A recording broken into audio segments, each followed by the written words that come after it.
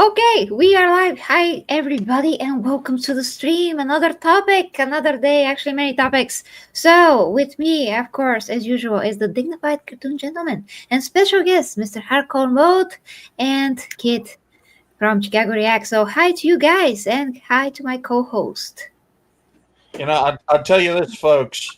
I have to swallow my pride and tell you all that the 40K Empress's picks for today's show turned up on time, and my picks didn't. Where are you, common nerd? Where are you, Legion? Why here? You're letting the Digny, you're letting the cartoon side down, guys.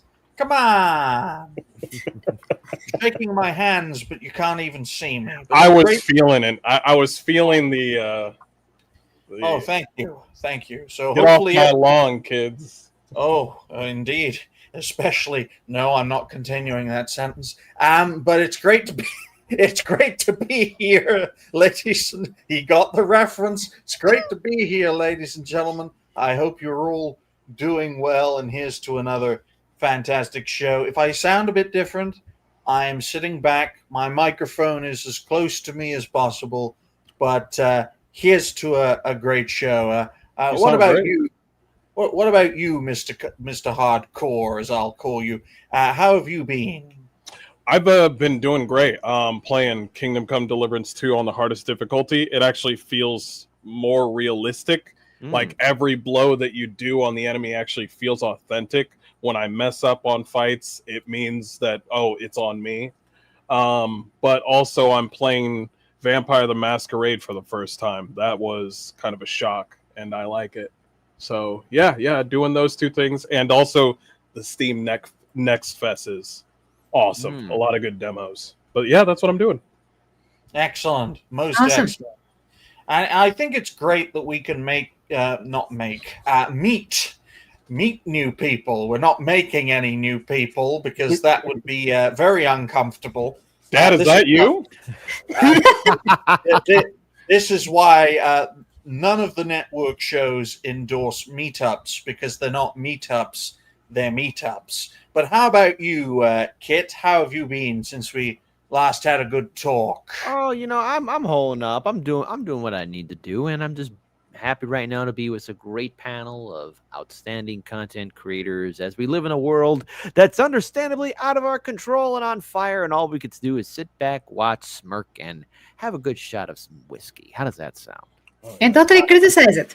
Yes, and criticize it too. Why not? Let's enjoy ourselves. But I've had a good time. I've been doing a lot of different projects, trying to, as you all know, I've done some voice acting work with the wonderful 40K Empress, and trying to expand my boundaries here and there, and try and live life, and also take care of family, and just try and take care of myself mentally as well, mentally and physically. All that good stuff. We're out there touching grass. It's great. Yes, when you can. So there you go. Well, better to touch grass than to cut grass. Am I right, fellas? But absolutely. I hate cutting grass. So do I, Thank- especially with the back issue. Well, thankfully, it gets cold in Chicago, so we don't have to worry about during the fall and winter months. So less work for me to do. Good. Yeah. But thinking about it, we haven't gotten the perspective of our official host and official founder of the show. So, Empress, how have you been? Oh, well, this week is just pulling on my nervous system, but I'm gonna be way good in a few days, and there's a shit ton of crap happening in Warhammer 40K, so I have a lot to do when I'm back to normal, basically. A lot of woke attacks and stupidity is going on there. It's like a bomb of wokeness, basically. Oh, damn. See, What's a woke bomb? Oh, well, primaries. a bunch of activists calling for the transinification, there's no such word, trans something of the universe, just like in D&D. It's absolute nonsense just for clicks, but some of those people do have real influence on Warhammer 40K people, so that is where the nightmare really begins to be like coming to reality. So we have to do something about that, for sure. Yeah, It's really sad. The fans have a say so. I mean, they wouldn't have a job without you guys or me even. So they'll figure it out real soon if they lean into that. Follow the 3 steps, folks. Highlight the problem, find solutions, and be the change that you want to see. I'm doing very well, folks. Trying my best to keep all these plates spinning, as it were, as I nearly knock a water bottle made of glass on the floor. We've got lots of things to talk about, folks, right? We've got 5 topics, which we'll try to cover in 2 hours. It's probably good that we have a leaner panel, but 5 topics in 2 hours, we'll try our best to penetrate them. 2 are courtesy of me. 3 are courtesy of the Empress, and fingers crossed you will all enjoy. Now I have to lean forward slightly to get my piece of paper to write down the timestamps. My eyesight is terrible. We've been live for just over 6 minutes, so I'll just write down 6 minutes and 59 seconds. Why? Why so late? Just to say, if you haven't already, guys and gals, like the stream, share the stream. Donations are always welcome. We appreciate. And we have the first one. We have the first one, actually. Oh, hooray. Lovely, lovely. Well, why don't you bring that up then? Okay, so Roadkill, I'm donating because Legal Legion isn't here. Help panel and chat. Hail to you, true Roman. Roadkill, you're a true Roman, and for that I salute you. What happens when he gets here? He just like, I'll take my money back, sir. Well, I will point out, folks, that Legion is late. He's working overtime. The Common Nerd's gone. For all I know, the Common Nerd's still probably live on his own show. Knowing him, he's probably forgot. But the first topic of today's show, and we do appreciate everyone's support and donations. The first topic is something that we should have talked about on Wednesday, but we ran out of time. And that topic is in regards to SAG-AFTRA getting mad at AI as Hollywood despairs, just like factory workers did when automation took their jobs, folks. And this is the downside of technological innovation, of industrial, and in this case, entertainment automation. You've got pieces of programming that can do almost as well for next to no cost, and that is threatening an entire existing industry. I mean, Kit here is a voice actor. Empress is a voice actress, because there is a difference, because men and women are different. Yes. With this kind of innovation, folks, it takes power away from existing institutions like Hollywood and puts them in the hands of the people, as the 40K Empress gives her doggy, "Are you licking her boobs again? We talked about this. Don't do that. Don't do that on a show." Technically, he's not. He's not. He's just licking my chest muscles, which I do have. So it's great. If we're talking about the AI programming, first of all, we might have been given a warning about this way early on in 2002. There was a film that came out called Simone, Simone, and it stars Al Pacino, Frappuccino, Catherine Kerner, and so many others. And it was directed by Andrew Nicole. And basically, this was a film where there was an AI program where it was an actress, and apparently got very popular. And there were so many things that they had to film and do, and there was a couple of reshoots as well that took place. But when you talk about AI coming into play, I mean, yes, it's a useful tool, it's technology, you can't stop innovation, like that's not going to happen. But why is the unions upset? It's because, remember, before AI became what it is right now, when it was still in its infancy, I mean, Hollywood was still in the red, and they went on strike. They did the writer's strike, the actors did the strike, and everything else in between. But when they went too far and they got what they wanted, the Hollywood, these studios will hire in and bring these people in for their benefits.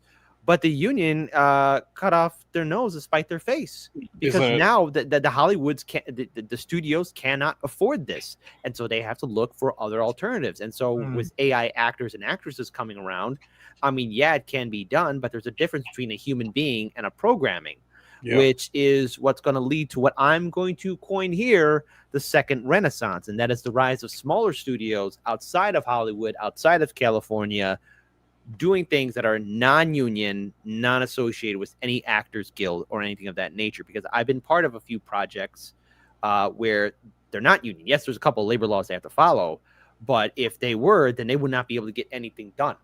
And that's what's going to come down to. It's going to be smaller productions, smaller movies, and there are things that people can do that programming can't do. But SAG-AFTRA is going to have to take accountability for really what they've done. All right, and I understand about fighting for your rights, but the studios don't care. They care about profit. I'm sorry to interrupt you, Kit. Sorry to interrupt you, Mr. Hardcore. But wait until we 3D print this lady. Then I can replace the 40K Empress with a diversity Latina hire. But Mr. Hardcore, what do you make of this whole situation? Yes, it is going to be inevitable. I think Hideo Kojima said he would like to do like maybe AI assisted work. I see, but he says that because he's Hideo Kojima and he's never going to get fired. But if he puts in AI assisted stuff so he can save some money, well, he's going to have to let go of some people. But he'll be okay because he's Hideo Kojima. But that's just how it's going to be. They're already, like he just said, like Kit, you just said, that smaller studios, they're already doing that with video games where indie is the biggest thing right now. And also people are making AI video games that are slop right now, but maybe 2 or 3 years later they'll be like, these AI games are like $1 or $5, and they're obviously like, you'll see certain things in the game where you're like, haven't I seen that same object in the previous game? There's a lot of AI slot Steam games right now where they're just trying to get a quick buck. Yeah, give it time. Give it time, because it may not be 2 years. It may just be in 6 months, because the programming, there's always going to be some mad dog genius who's going to have a better programming, and then those slot games could be replaced in 6 months. I would not be surprised by that. Now here's the thing, though. Go ahead. Now here's the thing, though. The Writers Guild and all these people, they accelerated this. Yeah. They accelerated this. They had time, they had the management, they had the money. They had you keep on seeing the film and the video games that they make out here where it's copious amount of money. And all they have to do is just make a game for gamers, or make a film. Like, they just do the layup, but then they make these stories that is no longer stories. It's just talking down to people, especially white males. And then when they're surprised, like, oh, nobody showed up. And then that just accelerates, because now the people that probably used to be in Hollywood and they were well-known veterans of Hollywood, they moved on and are probably doing smaller projects, even like with Sylvester Stallone. Even though he's making horrible CGI movies, he's still making money.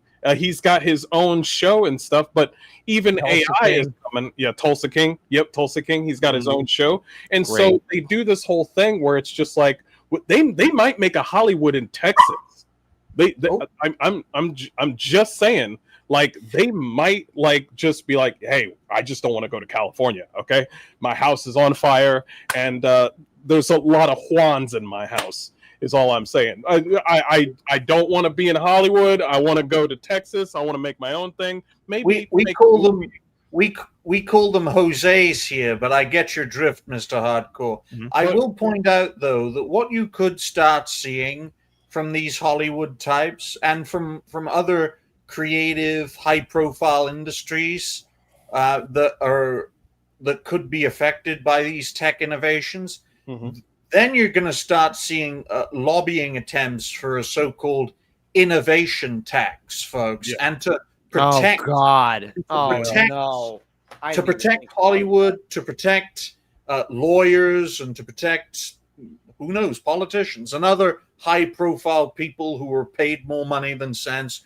we're going to have an automation tax of, I don't know, 75%, just to completely kill the development of robotics and artificial intelligence from affecting existing institutions. What do you make of that, Mr. Hardcore? Like, two things. One, it's too early right now for like a full AI movie, because you don't want to see somebody eat and they got spaghetti all over their face and they got like five hands and stuff. It's going to be too people are going to just run out of the theater.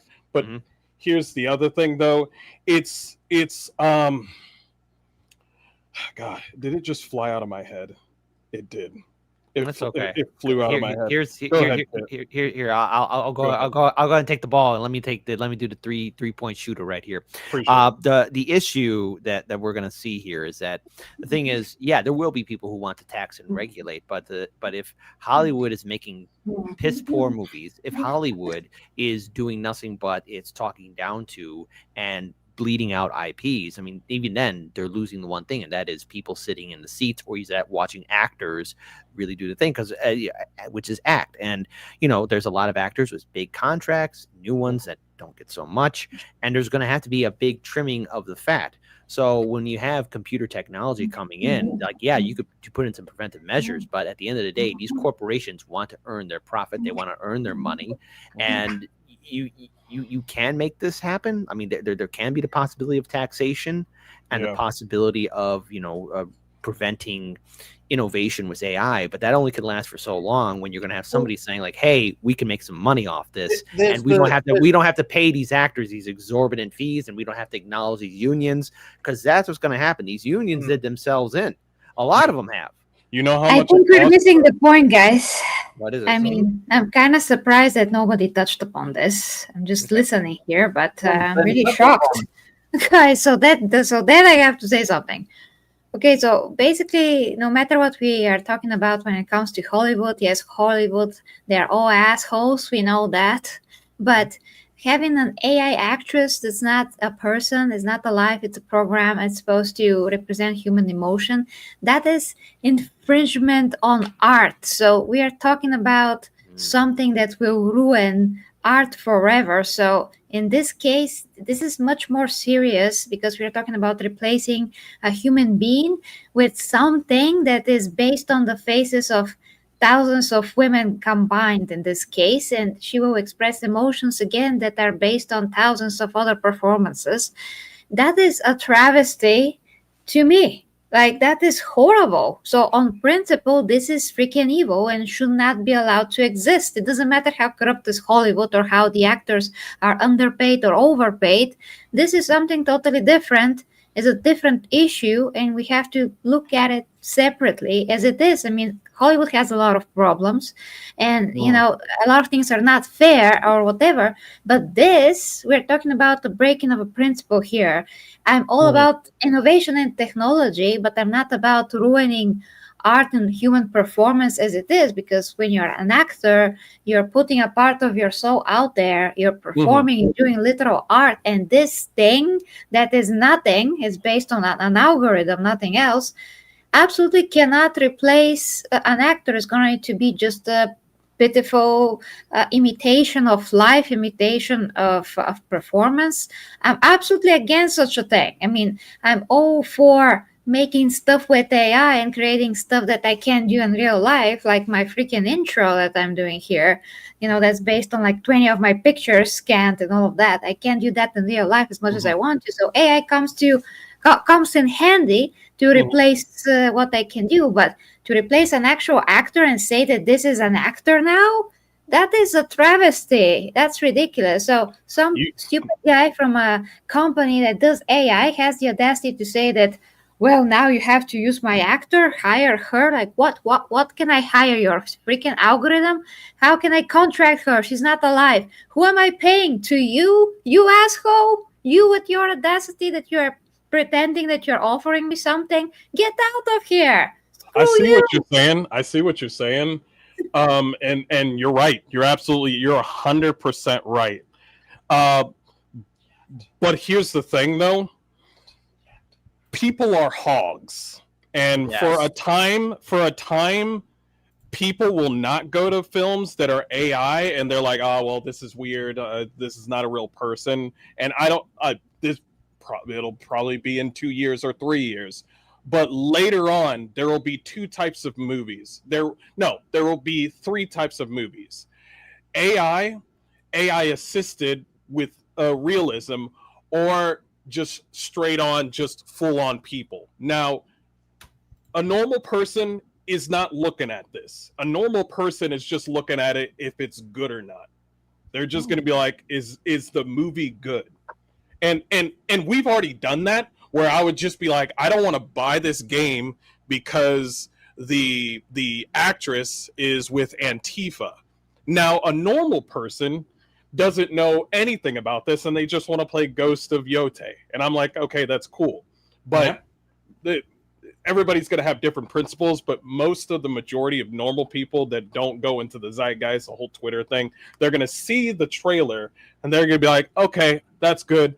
I'll watch it. Now, there will be I think somebody already said it, that there will be a moment where it's just like, yeah, this is going to be a fight between people that are real and the fight between people that are trying to do AI. That's going to happen if it hasn't happened already. But people are just normal in there. People are just hogs. They'll just be like, oh, cool. A character with bigger boobies now. Yeah, I'll get that.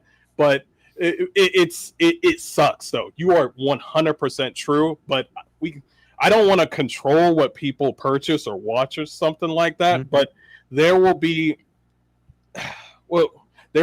a time where people will be like, yo, well, oh my gosh, I feel like I'm about to go to a Blade Runner episode. Go into the future, Mr. Hardcore. Go into the future. Where people are going to be like, yo, man, do you got that Lord of the Rings? Yeah, I got that Lord of the Rings. You mean that one show that has real people in it? And I, my gosh, I hope I'm dead and gone before that time. But no, it's going to happen. It's going to happen. It's going to happen. The reels and the bots, ladies and gentlemen. Want to watch that bot movie? But in all seriousness, I do take the 40K Empress point. The absolutely. Art form. The art form is utterly and uniquely human. Personally, from my own perspective, look at my profile picture, folks. The reason it doesn't have a nose is because I couldn't find a good one on the internet. That's why we don't have a nose. But everything that made this character, the dignified cartoon gentleman, was little bits and pieces of other things. My body came from a Santa Claus outfit, which I turned gray instead of red. Okay, folks? I thought that was real. No, that's not you?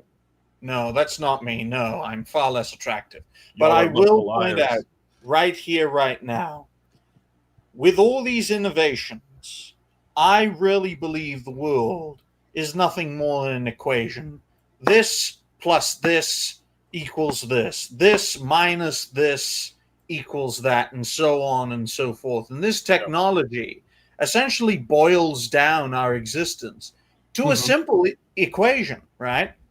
I have nothing against a mirror when it looks at me and I see a reflection of myself, just like I have nothing against this piece of programming, which is nothing more than a mirror image of us made in our own image. And I know it's not going to end well because I know what human beings are like.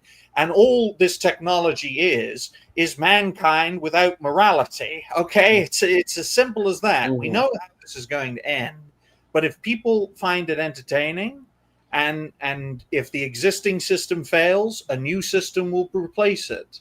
And if it makes more money, you bet your ass it's getting replaced real quick. But there is also the issue of us losing our ability to do art, because if you look at ancient humans, I mean, when we were, surviving against those mega predators like saber-toothed tigers and cave bears and, dare I say it, other humans, Neanderthals, etc. If you look at all the cave dwellings that we lived in, art is how we were able to show the world, or at least at least how us, the descendants of Homo sapiens sapiens, to see what the world that they lived in, the trials and tribulations, the fears, their hopes, and that's what art represents. It's a way of expression and what that person saw through their perspective, or how they view something, or what they want to share with people or their community. And AI, while it is a superior form of technology, it doesn't have the one thing that will make it unique, and that is the human soul, the human drive, the human perspective. Machines can all think the same with ones and zeros, but I'm willing to bet everyone here on this panel, we got different perspectives, different points of view, and if we're looking at a cloud in the sky, all four of us will have a different interpretation of what it looks like and what it could be. You could see a turtle, I could see a dove. I look at a cloud in the sky and I'm grateful that it's white. But I will also point out right here, and Mr. Hardcore died. And watch, someone will clip that's saying cloud. A white cloud. You just made me remember what I was trying to say earlier. Okay. Go ahead then. Don't you think it's funny how quick AI came out and it was free, and as soon as it turned out to be lucrative, they were just like, "Oh, sign in and then become a member and try out." Every single time, single time something comes out and they're like, "Oh, it's free," and I'm like, "Oh, it's not free." That's how it's always been. That's how it's always been. Needs a lot of electricity to process, a lot of processing power. Like the amount of electricity and the environment impact that this is going to have on the planet is not funny at all. So we have to have that in mind. And also, this AI actress is not yet past the threshold. I mean, she's not accepted. This is not canon in the world just yet, so to speak. So we'll see what's going to happen, because everybody wants to have a job, and we all agree that art comes from the human soul. And even freaking Jim Lee just said that he's going to keep drawing, and he's all for real drawings, because the imperfection is where the real art is not in the perfection, is not in the copy pasting that AI does while learning how everybody else are drawing. So he said that, at least that. Well, it also reinforces my thought in regards to how people learn, in that there's nothing new under the sun, right? Because when I was a kid, because it's a personal story, when I was a kid, I was years behind all the other kids, right? This was the mid to late 2000s. Yes, I am that young. And as a way to increase my intellectual capacity, I was put on an early algorithmic training program. And in 12 months, I went from years behind the kids in my class to years ahead of the kids in my class. And they stopped that real quick when they saw how effective it was. So I think in an algorithmic way. And Helzo makes a great point here for 5 Bulgarian lev, which is about $2.50 for you Americans. As AI progresses, it will sadly mimic the uniqueness of human art abilities more and more accurately. Ian Malcolm was right. Well, thank you for that donation, my good man. Go and check out Helzo's Monday. I don't know. It will try to mimic it, but it will be its own thing. It will try and define what it thinks is human. Because remember, each human's different.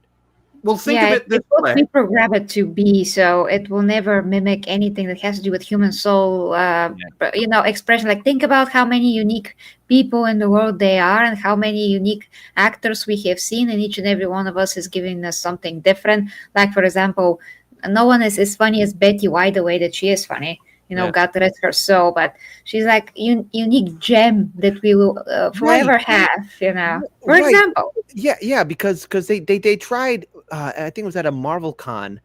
There was these people speaking to Stan Lee, and Stan Lee's already deceased. But Marvel, like digging up a corpse from the grave, had this whole program where they were interviewing something that was portraying itself to be Stan Lee.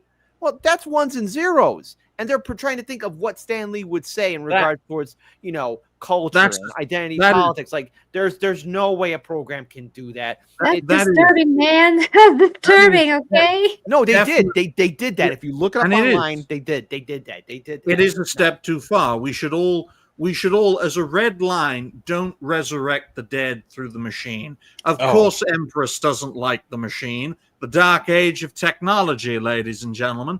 How many times do you guys need to be told the same story in different ways before realizing you can't make machine man and man machine? But I will point this out because, this could be a show topic, folks, but I just like to point this out. Yeah. When creating new people, right, say Empress becomes a mother purely for the sake of argument, right? She finds a nice man. Those two, new person, obviously. That new person is the guy and the lady. No, not with him. Put together, okay? And that is a new person with new thoughts, new mindsets, with ideally the best bits of the mother and the father, right? And that's how you get new people doing new things. When you look at these programs, because these AI scientists and engineers, right, in order to push AI forward, because in the 80s and 90s, they could not develop this stuff. They were like stuck. They didn't know how to do it. They tried.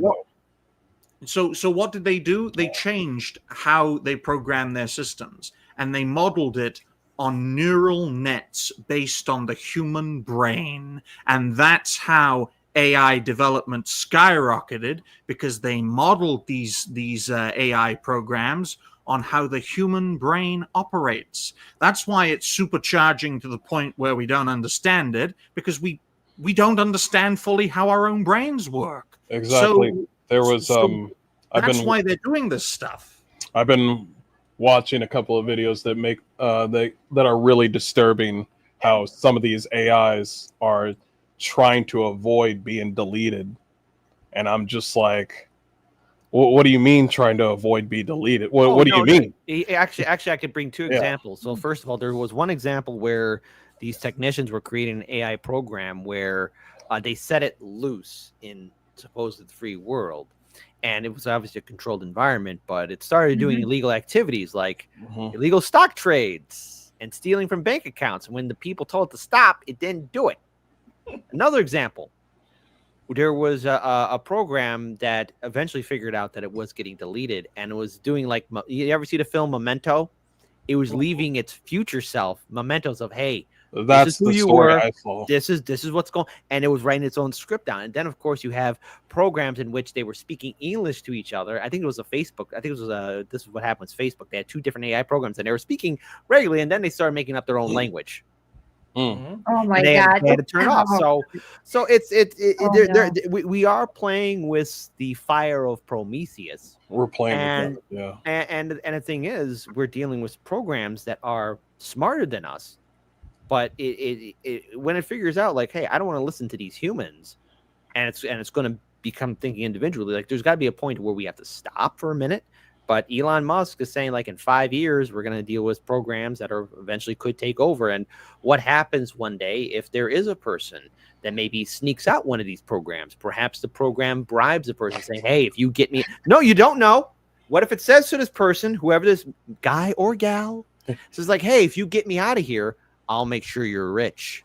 That's David mocking at that movie. Yeah. 10, because, unfortunately we have to wrap this topic up, which is a damn shame because we're on a roll with this.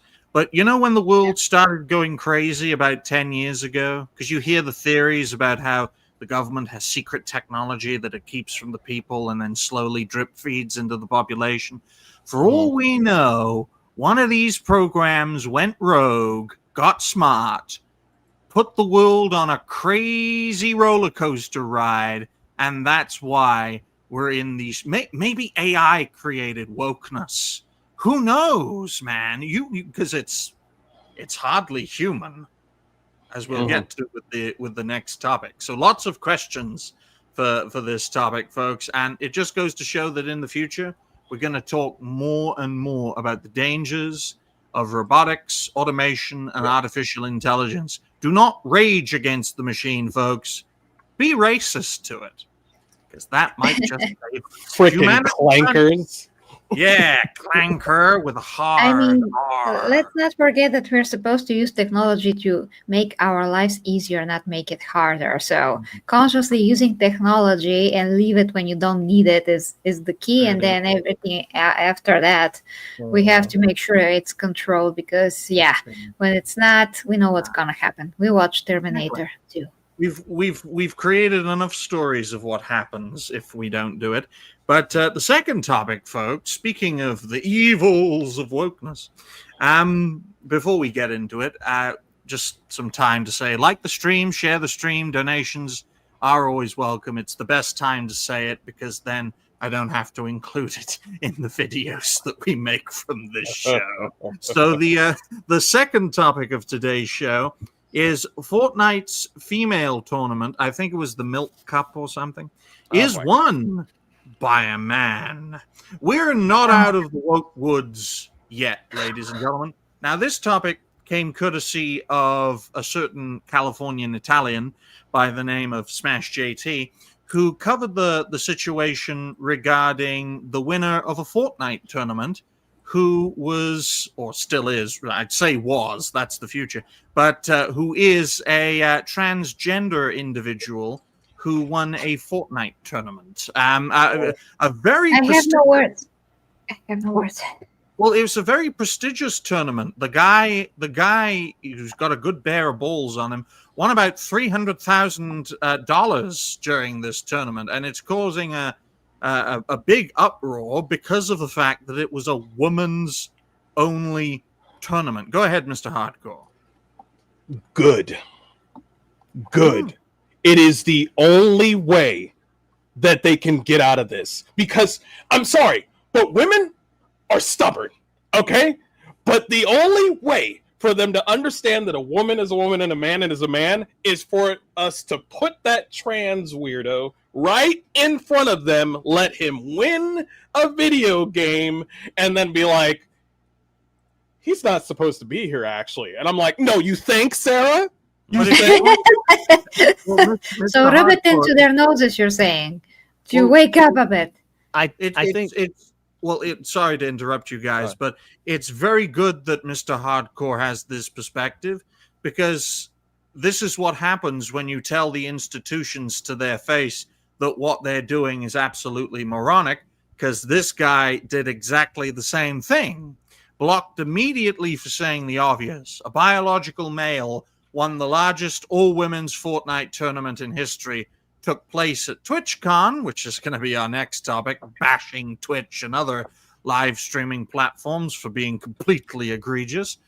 Took place at hashtag TwitchCon, which is run and owned by Amazon. Why is this okay? And, here's some screenshots in which he made the comment. A biological male, Vader, just won the largest female, in air quotes, Fortnite competition. Make it make sense. And, of course, for those who are blind, because we do have blind viewers, a blind viewer donated me $500 one time. The blind viewers, the transgender individual is on the left, and he looks like he has Down syndrome too. So, guys, thoughts. Let's start off with the Empress. I have to go to the loo. One moment. But here's I You're honestly, not a woman, are you?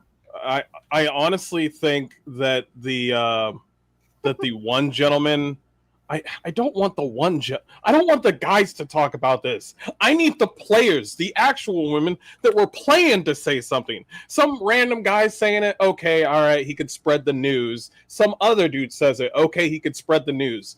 I need the women that play the game and other women to stand up and say something, but all we got is Empress. That's the sad part. Well, sorry. Sorry. I want to just add on here. Like, look, I mean, I get it. Everyone should. I'll be the bleeding heart. Look, everyone should feel included. Everyone should participate, and everyone should enjoy some fun. But listen, there also comes down to reasons of, okay, if it's one category, it's one category. And I hate to be the guy to separate guys and gals, but no, Let's literally have there be a separation. If there's going to be a big tournament, like anybody can enter, then fine. Make it an all-inclusive, everyone's in there kind of tournament. Yeah. Make it like a universal tournament like you saw in Dragon Ball Z Super, where everyone's in there and whoever stands on top is the winner, like Android 17, I think that was. So there you go. So that's what we should have then. I mean, but then again, like if there's separate categories, then fine. Then it should be encompassing in that. I understand everyone's gonna have an opinion, like, oh, what about this, that, or the other? Well, I don't like the idea of a male boxer in a all women's boxing tournament. Okay, there are differences. There are differences. Oh no, right? yes, There, yes. Okay, and there are things that women can do that men cannot do, and there are things. Okay, let me talk now, please. Okay, so this tournament and whoever allowed this should burn in hell. First, second. How is this thing that doesn't even look remotely like a woman was allowed to participate? And thirdly, this is an absolute travesty. And yes, if we are having men and women in separate categories and separate tournaments, they should be, separate. Why didn't this guy just go to the men's tournament? Well, because he just decided to identifies a woman, which actually other people have done on purpose in sports like weightlifting or whatever, just to prove a point.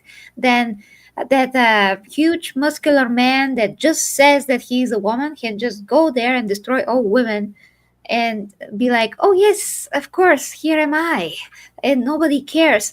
This has to stop like immediately, because yes, this is insulting to actually both men and women.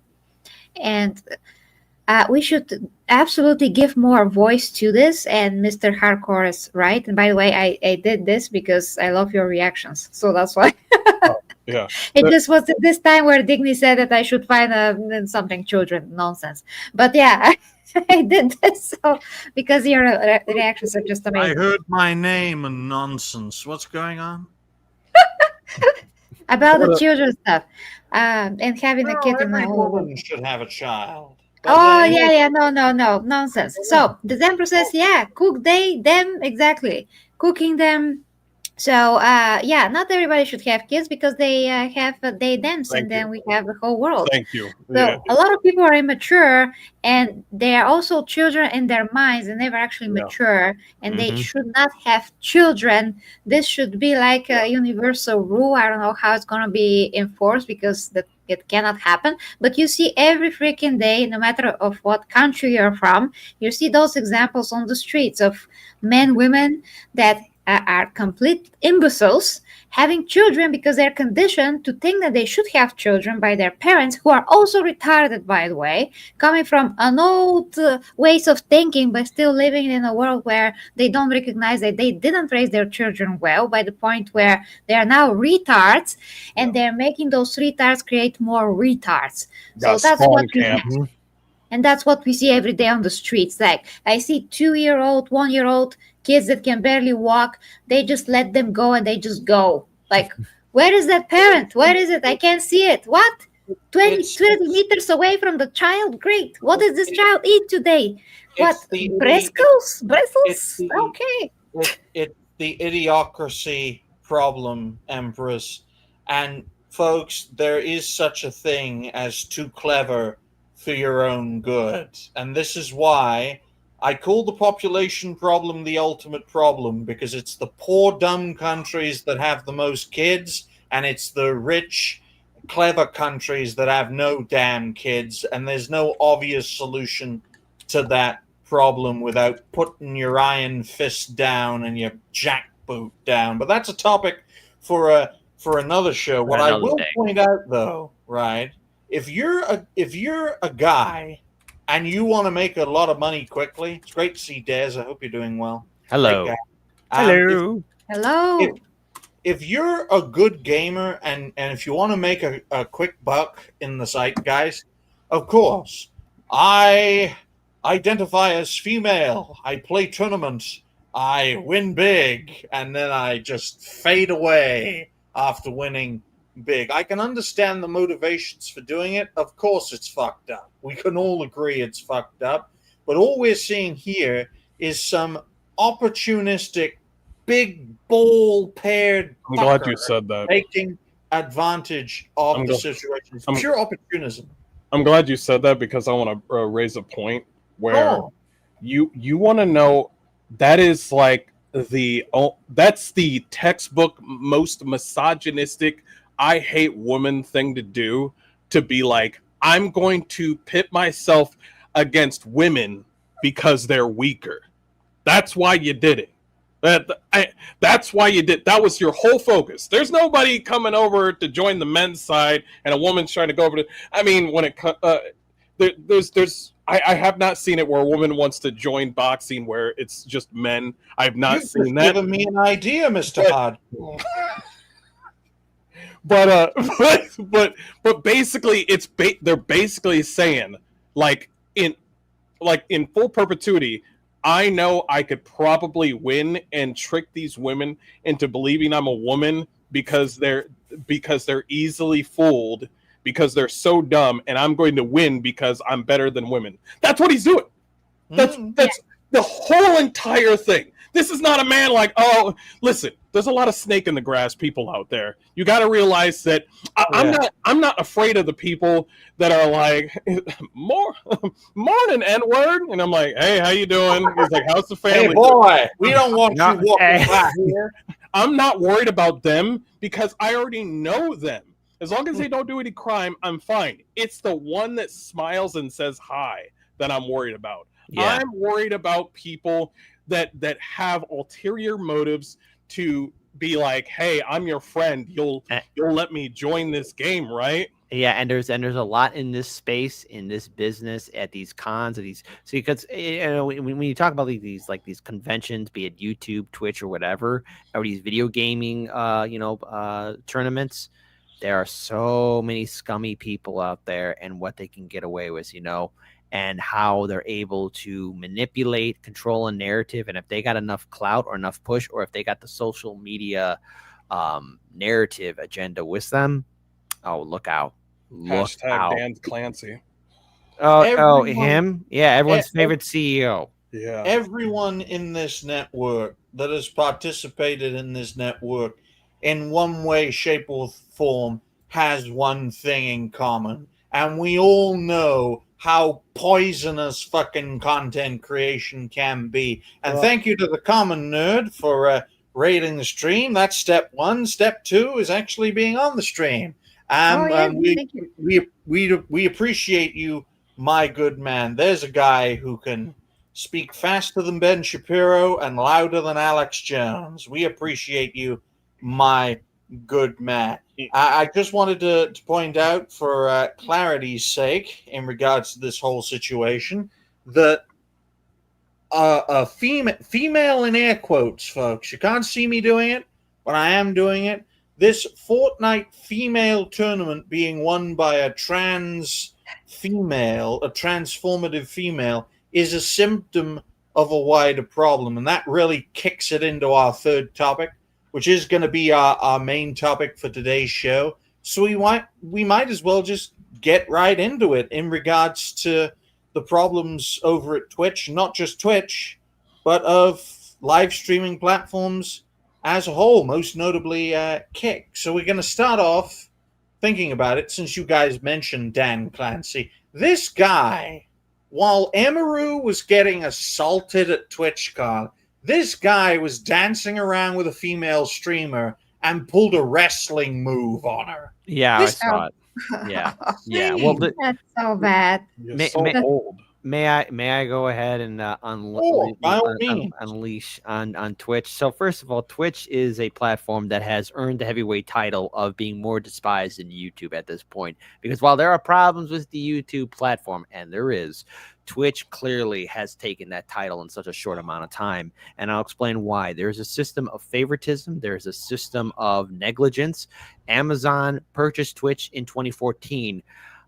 they have not been able to earn a profit. Now, Amazon can fart through money, but right now there are so many scandals surrounding Twitch, such as one of its most popular streamers, Hassan Piker, as well as the favoritism, the bots, and the fact that right now, once again, there has been huge safety concerns and how Twitch has managed its TwitchCon events and how the actions of its own CEO, Dan Clancy. When you have a CEO that will have its own people, his own management staff sing happy birthday Hassan Piker. I mean, how many other content creators get that? Yeah, probably zero, probably not. But then when you have a woman streamer, very popular, having 1 million+ subscribers, 1 million followers on different social media platforms, she's meeting her fans, talking with people who support her work. I felt sorry for the guy that was actually there, like he was there to get an autograph. And some random dude out of the blue comes up right behind him, forces himself upon her, and her own security has to go in there, push the guy away when there should have been at least 10, maybe 5 at the minimum, TwitchCon security officials there to protect the content creator. In fact, none of that was there. The guy was able to walk away. Clearly, he had something in his hand, a pen. Even then, if it wasn't a knife, he could have stabbed her. He could have done something to hurt her. We don't know what this guy's mental conditioning was. Yeah. And she's traumatized by the fact that she got assaulted. And what did Twitch and Amazon security do? Absolutely nothing. And not only that, they blamed her. Yes, the victim blaming on her, and she is in absolute shock. Her management's in shock, and the guy that was her security, that wasn't her original security guard, because the original security guard that she did have is permanently banned from attending anything associated with Twitch because he was right there with her when another person tried to do the exact same thing, but he stopped it way in advance. I think the same thing happened to the new personal security guard of Emaru. He is now permanently banned from TwitchCon events. While the guy who conducted the assault, thankfully, he is going to face criminal charges, but not by Twitch. But before we continue, good to see the common nerd. I hope you're doing well. Yes. Welcome. I'm leaning back. I'm leaning back. My leg is on fucking fire. My back's fine, though, so that's perfectly fine. So while you're here, my good man, we'll call you Common. What do you think of Twitch and all of its controversies? Well, so I haven't really dug into too much of this deeply because honestly, I don't give a crap about Twitch, and it's been a cesspool for quite a long time. And anybody that still streams that as their primary platform kind of deserves exactly what they get. And I'm sorry if that's is mean to some really nice streamer out there, but that's just the truth. I mean, since we saw Deerkin being one of their moderators, like if that wasn't your first giant sign that place was nothing more than a cesspool of degeneracy, I don't know what to tell you at this point. So color me shocked there. A really nice streamer that a bunch of people like got screwed over at TwitchCon. And it's not just her getting assaulted. What is it? We've got 2 different Twitch streamers out there now that have both said that Twitch's employees threw away all the gifts that they had for their viewers and stuff like that. So it's like those were the VTubers. Yes. Yeah, the VTubers. Yeah, Iron Mouse. In fact, I think we're going to see, I think it was Legal Mindset who said Twitch is now in the same situation as that company that had a lot of those VTubers as contractors. Like Twitch could very well be in some serious, deep legal trouble. And again, this isn't the first issue of safety issues at TwitchCon.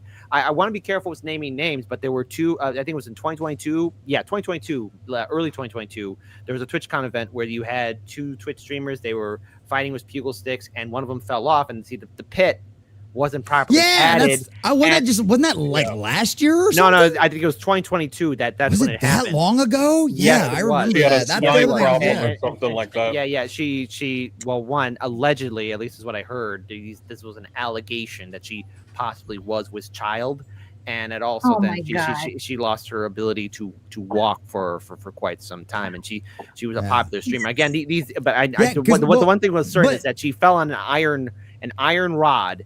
There was no proper padding, and she was like really like they were still streaming while she was like, please help, because she couldn't move. She could not move. Oh my God. Yeah, because like That's what, because I heard she hit the floor, but I could be wrong on that No, one. But either way, it was supposed to be a ball pit, right? That she was supposed to fall in, and there was like no padding or nothing, or So I'll be honest. like, If she hit the floor instead of the bar, she would be a little bit better, but it doesn't matter. It doesn't matter. Yeah, Twitch floor would have been trash. better than the bar, because at least that would have spread it across all of your back and stuff like. That's why even like they teach wrestlers. That's how they teach wrestlers to fall. You're supposed to fall. They fall like that for a reason. It's not just for dramatic effect. Wait, I just remembered because no one informed just how it was properly padded.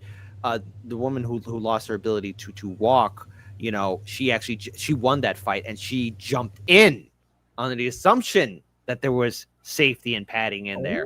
That's what happened, and that's why she was like help, please help, because she couldn't. Oh my god, the level of incompetency by this point. But remember, guys, that some of these Twitch streamers like Emaru has been there for like 10 years before Twitch actually became such a cesspool of horrible stuff. So it's not her fault what happened by any means. Twitch just had to not be a cesspool and take care of their people, for goodness sake. That's not going to happen, though. That's the thing. Like, you can roast Twitch all you want.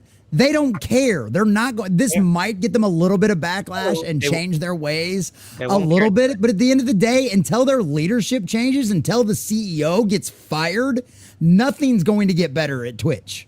Well, Amazon's going to have to step in. Amazon theoretically at some point is going to have to step in. If it's not only if they actually get sued. They care about optics. Yeah, optics. Yeah. And the thing is too, again, Twitch has not been able to bring in profit. That's the key word. I mean, they've been Twitch has never been profitable. The only reason why Twitch is still around is because Amazon thinks it's a good investment, but they are, according to Asmongold and Tectone, they've been showing numbers on which people are abandoning Twitch and going to other platforms like YouTube, obviously. Then there's Rumble. And then there's Rumble. Well, Rumble has its own things here and there, but so I mean, those are the three things that it's going to. So I mean, I would like to. What happens, so. Well, I'm sorry to put the brakes on you, Kit, because we've got 3 guests here who could hold a show on their own, folks. So this is a fantastic lineup. I wish my leg wasn't on fire, but I will point out right here, right now, that we have to consider the origins of a platform and how it has developed over time. When Twitch didn't start out as Twitch. In fact, Twitch started out as a creator-led project called Justin TV that was the concept was so successful that Amazon, a growing megacorp at the time, it's now a super megacorp, obviously, bought it, rebranded it, took the concept and ran with it. And for a while, it was good, and then it went off the rails because when you become untouchable for so long, you think you can do what it likes, right? And in regards to this topic, when we look at Twitch's tumbling and spiraling, all of its controversies, I'd love to say it's the worst platform, right? I'd love to say it has the most egregious creators with the most egregious controversies. Unfortunately, that is not the case, folks. Not even within live streaming, because I know Kit mentioned Kick, and Kick has a lot of potential, man. Yes, it does. Especially if they can get it right. Kick is the WCW of live streaming. If they could get it right. It's literally a clone of Twitch. How about ECW? Okay, come on. Okay, maybe ECW What ECW? Yeah, but WCW actually used to compete with WWE back in the day. But ECW, come on, ECW doesn't compete. Yeah, but you know what? ECW has never competed on the same scale. Come on, guys, it's not a WWE but Kick could quite literally compete with Twitch just because it is literally the exact same thing. Yes. It's if they can get people over there, if they can maintain them, if they can maintain viewers, and if they can do something about their damn bot problem. Because holy God in heaven, that's like Well, sorry, Common Nerd. The network clearly needs a wrestling show. But I will point out right here, right now, in regards to Kick, I've never liked Kick since it started. Because when you look at the foundations of a platform, it's usually a sign of things to come. Unfortunately, that wasn't the case with Justin TV. Someone screenshot Mr. Hardcore, because that's a great profile picture. In fact, I'm going to do it right now. Where's my print screen? Come on, quick. Fixed. Print screen. There we go. There we go. Hopefully I managed to get it. But I'm I'll just send going you to the point link at for a that. plugin. Kick wouldn't be where it is today without Steak, and Steak's reputation is not the cleanest. I'll just boil it down to that. That's and in true. regards to Kick's controversies, Kit was giving us a few examples, whether it be Johnny Somali or Tom Vitelli. Pepper. Oh no, Sam Pepper, who is Sam Pepper. Yeah. Sorry, Sam Pepper. Tom Pepper, if you're out there, because there's probably a creator out there called Tom Pepper. I don't know, but it's unfortunate that Kick has so many of these controversies, because when it started, it did seem like a real potential competitor to Twitch's monopoly. So, Kit, why don't you tell us a little bit of some of Kick's foibles and controversies? Okay, well, first of all, let's address the big ones, and that is the nuisance criminal streamers, okay? And let's call them nuisance criminal streamers, who are either from the United States, Canada, Great Britain, who have gone to countries like Japan, Thailand, the Philippines, South Korea, India, you name it, and basically disrespect the culture, the people. And I was always raised, especially growing up in Chicago, thanks by the values of my grandfather and my mother, that when you walk outside the house, you represent your family. Well, when you go to another country, you're representing your values and who you are. And when they see stupid foreigners harassing men, women, and children, disrespecting cultures and landmarks that maybe are 1,000 years old, that's going to cause some problems. And you have the most infamous one, Johnny Somali, who did his world tour in Japan, Israel, and then eventually, as he's learning right now, in South Korea, where he is facing numerous charges. Then you have Vitelli, who made the big brain decision to harass senior citizens and women and mess around with security officials and police officers during an election season in the Philippines. And also one of those women that he did disrespect, as allegedly, is a grandmother or mother to a politician serving in the Filipino government. I don't know what level it is, but that's how bad. And the thing is, his case is so backlogged, at least according to Legal Mindset, that it's going to be a while before Vitelli actually faces a trial. So he's in a holding cell, and Russia and the United States won't take him back. Then you have Sam Pepper, who, at least as it stands right now, the video evidence showing that a young girl who was 8 years old almost lost her eye due to a firework fight that he was engaging with. Now, Sam Pepper, yeah, I'm seeing different reports right now where she's okay, but then other people are saying that her eyes. So right now, there's some different conflicting reports here, and I want to make sure that, again, right now she did receive an injury to one of her eyes. Yeah, and it was severe enough to where honestly, it doesn't matter. Kick has abandoned it. It's a developing situation, but one thing's for sure: she's hurt. Yes, go ahead. Right. And then, of course, let's be clear here. Kick has also, especially. Wait, was Johnny on Kick when he was doing all that stuff? Yes, he was. Oh, I didn't even know he was on the platform. I had Kick. No idea. Vitelli. Then you have Ice Poseidon, who has his own controversies, and then you have Sam Pepper. So you have these criminal nuisance streamers making Kick, the brand, look really bad, especially internationally, to where these countries could and very well should have the option of banning Kick from being in their said territories.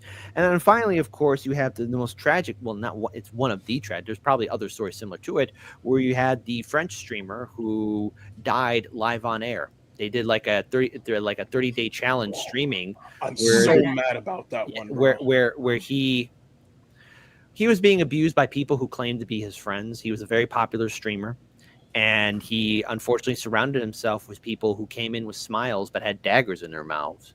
They would abuse him, slap him, force him to drink toxic poisons, all this kind of stuff. His own mother called him, begging him just to get out of there. And you could tell in his voice that he's trying to get out. He's only staying there because he wants the money, but he's clearly reaching his breaking point. And he was about entering. I think he was like 40, maybe 38 years old, give or take between the ages. But there's a video out there where you see him die. He's breathing his last breath, and Kick actually promoted, or at least France, Kick in France, one of the stations there, promoted this live stream, talking how hilarious it is and look at how fun it is. But no, a man died, A man died live on air. It was almost like something from Black Mirror or from the Twilight Zone or Outer Limits. So, and by the way, Twitch isn't, squeaky clean, and neither is YouTube. But, these are the problems that are following, Kick, as well as their association with Stake. But there's, just to point out, Stake used to be associated with Twitch in one form or another. So, I mean, it's very easy to wag our finger at Kick, but you got to look at why Kick exists. And I think there's potential with Kick. It just needs to really regulate on these nuisance criminal streamers and these streamers who go that extra mile to where people are dying, could get hurt, or something else is happening that is clearly not acceptable. And I don't want to be that guy. Like, we have to put in rules and laws, but there are definitely rules and laws that have to be put in here. I have no words, guys. Yeah. I have no words. So those are the problems with Kick. Well, but with Twitch, though, like, their problem right now. I have some words. Sorry. But who removed the black guy? Or did he just leave? nobody. It probably his internet's probably been wild. I was making a joke, Common Kit. Please continue. You suck. Oh, okay. You're Digny. Your jokes suck, dude.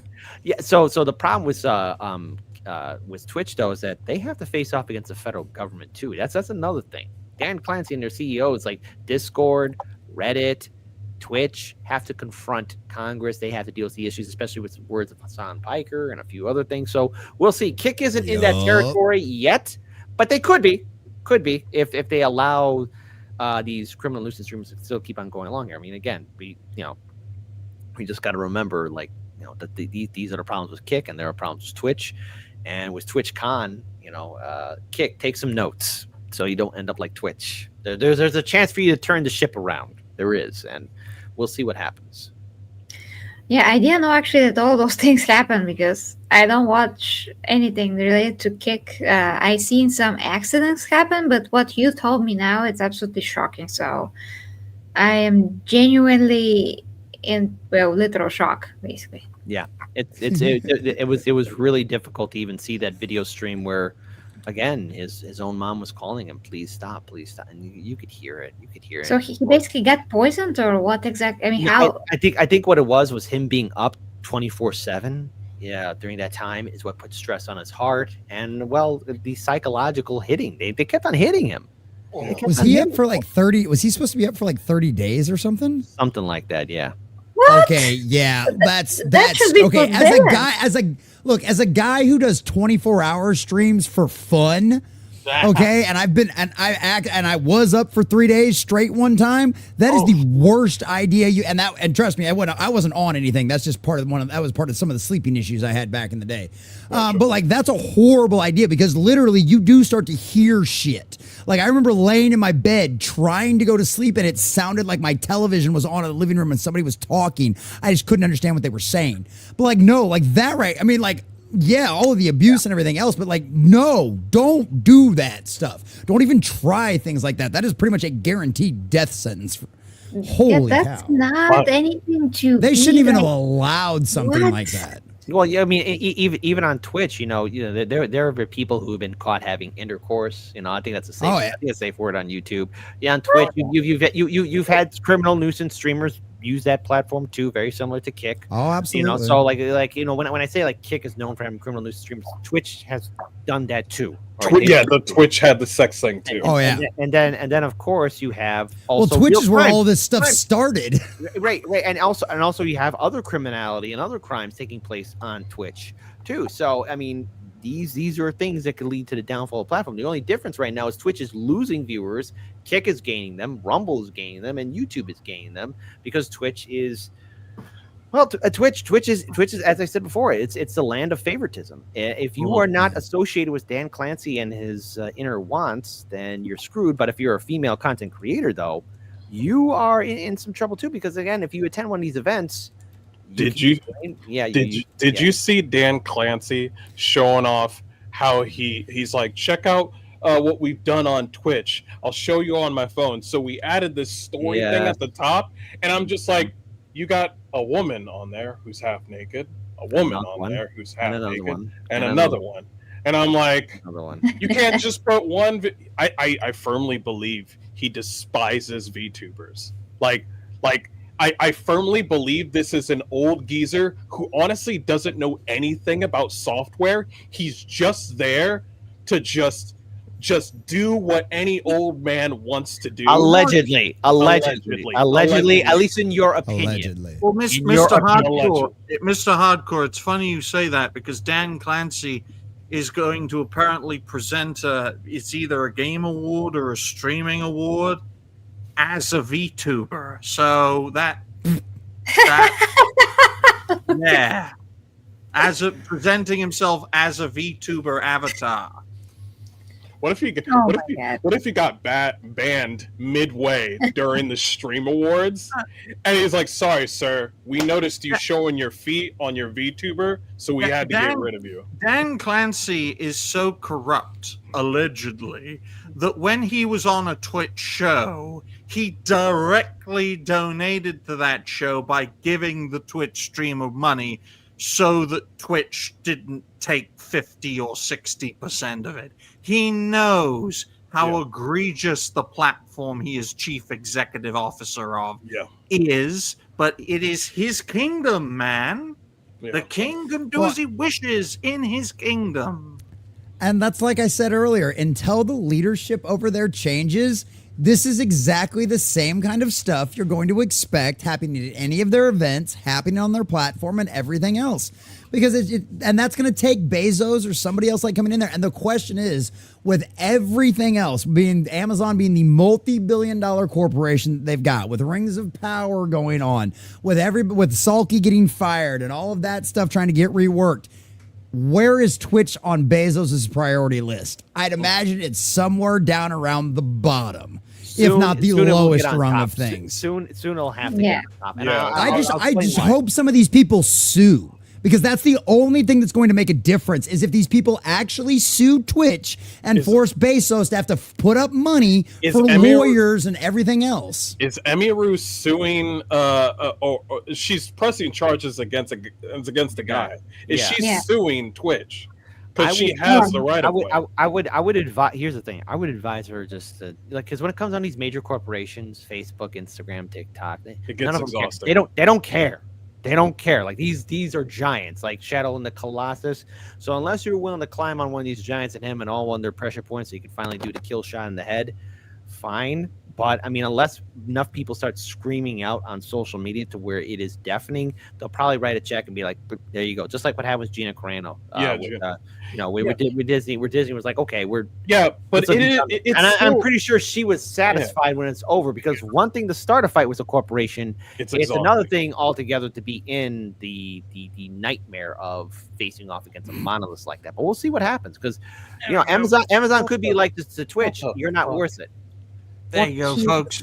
That's confirmation. Look like him at all. He doesn't look like a fucking pale alligator like he does in real life. Well, VTubers always look the best, you know how it is. But I'm pretty sure that he's a creepy guy because he gives off that vibes. And I had the displeasure to be, what is the word for that when an older guy hits on you? I forgot the word for that. Help me. Creep? Really? Creep? I mean, I don't know. Just annoying guy. Very annoying guy. Gotcha. So he had women and children, all of those things. Like 67 at my old job. It was very hard to get rid of him. It's a good job he wasn't 69. Am I right, guys? But yeah, it was horrible. So anyway, I mean, when I saw this guy, this was very reminiscent of that creep. So yeah, creep. Thank you, Roadkill. It's disgusting. Yeah, first a good word for that. First of all, you need to more wrinkles, like too smooth. First of all, the VTuber look I'm getting way too smooth. You need to prune like an this anime character. You need to prune the fuck out of this character. He looking like a grape. You need to prune this shit. It doesn't look like him at all. Oh, that is great. How could you become a VTuber after what you've been doing to VTubers? Oh yeah, the girl showing off her ass, she's just fine. And she's just listen, she's playing a video game with her ass. It's just fine. And then a VTuber is like, yo, I'm gonna make my boobs bigger, banned for a few days. And I'm like, Yeah, well, because hypocrite. now- There's no other way to say Well, it. I mean, that's always the thing about it, right? It's advantageous to him now to do this, right? Because it comes down to money, right? At the end of the day, it comes down to money. The VTubers are big money right now. yeah. And so Especially Iron guess Mouse. what? Yes. Iron Mouse Yep, is and one so of the he's- heavyweight so- champions. So he's going to jump on the train just like every other train all of the rest of these cultists do, right? All of the rest of these guys that want to be part of the in crowd, whatever you want to call it, these possessed by the spirit of the age folks, that's what they do. They jump on whatever's trendy. It's the exact same kind of people we've seen do it's the same people you see that, like, whenever their team starts doing bad, they all of a sudden start supporting, bandwagon kind of people. That's all he is. He's a bandwagon guy with no actual morals or staples or whatsoever, and he'll go whichever way the wind pushes him. And that's what this is. How much do you want to bet? How much do you want to bet he's getting plenty of phone calls from Amazon? Like how do you think, like, I think the age of Amazon calling up Twitch and saying everything all right is gone. I think Amazon is calling Twitch a little bit more and saying, the hell's the matter with you? We got what's going on? I'm trying to make another Rings of Power over here. What are you doing?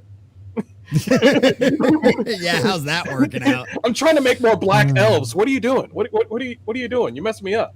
That's another way of saying contradiction, but all right. Well, see, and that's what you just brought up is exactly why I don't think there really is all that many people making phone calls to Twitch right now, right? Because the headlines about Amazon aren't about what happened at TwitchCon.